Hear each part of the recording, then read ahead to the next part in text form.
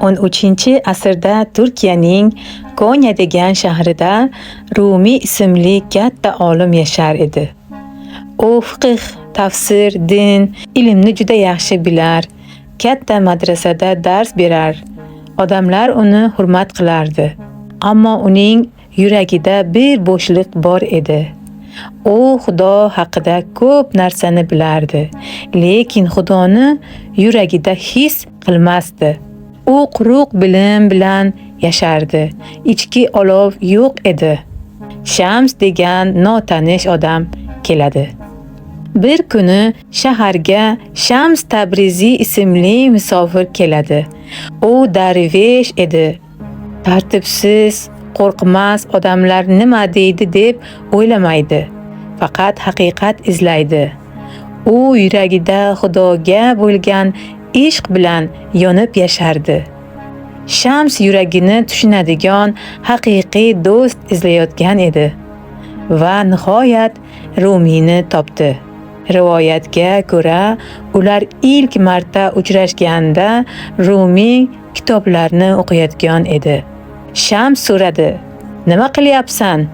Rumi dedi: "Bu ilm, sen tushunmaysan." Shams esa kitoblarni hovuzga uloqtir va aytdi: "Agar Xudoni topmoqchi bo'lsang, bu kitoblarga emas, yuragingga quloq sol." Rumi hayratda qoldi. Bu voqea Rumini silkitib yubordi. U dars berishni to'xtatdi. Endi Shams bilan suhbat qilar, tunu kun ishq, o'lim, ego, hayot ma'nosi haqida gapirishardi.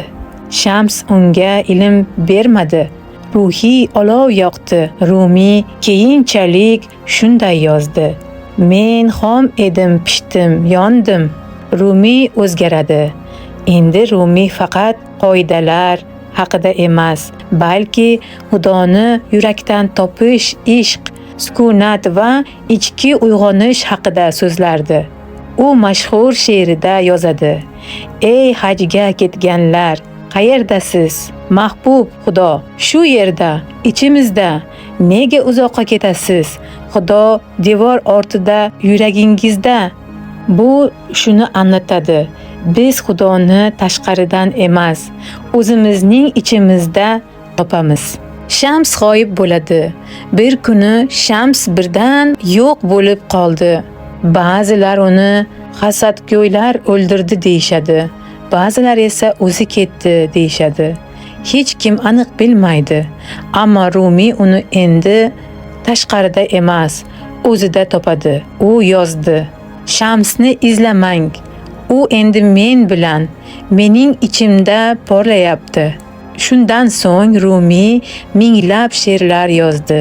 Ularning barchasida ishq, yo'qotish, Xudo va ruhiy uyg'onish haqida gap bordi. Asl saboq nima? Bu hikoya bizga shuni o'rgatadi. Xudo faqat masjiddami? Yo'q, sening yuragingda. Shunchaki qoidalarni bajarish yetmaydi. Ichki uyg'onish, ishq va Xudoni his qilish kerak. Ilm kerak, ammo olovni yoqadigan yurak kerak. Shams Rumini o'zgartirdi. Har birimizning hayotimizda shunday odam kerak. Bizni uyg'otadigan, ichki tovushimizni eshitishga undaydigan inson. Ey hajga ketgan qavm, qayerdasiz? Qayerdasiz? Mahbub shu yerda. Keling, qayting, keling. Mahbubing qo'shni divor bilan yonma-yon. Siz esa sahrolarda adashib yurasiz. Qanday havoda o'zingizni yo'qotasiz? Agar siz mahbubning surati sizni suratingizligini ko'rsangiz, siz o'zingiz ham u bo'lasiz. Uy egasi ham, uy ham, Ka'ba ham o'zingizsiz. 10 bor u yo'l bilan Ka'baga bordingiz. Bir bor bo'lsa-da bu uydan bu tomga chiqib qarang. U Ka'ba nozikdir. Siz uning alomatlarini aytdingiz, ammo u Ka'baning egasidan bir nishona ko'rsating. Agar siz o'sha bog'ni ko'rgan bo'lsangiz, bir guldasta bering.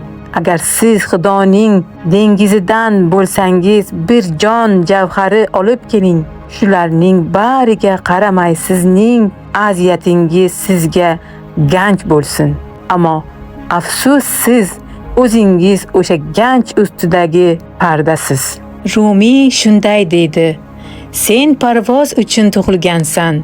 Nega sudralib yashayapsan? Zanjirlaringni uz va Xudoni o'z yuragingda top. Agar bu video sizga yoqqan bo'lsa, kanalimga obuna bo'lishni unutmang. Izlaganingiz uchun kattakon rahmat.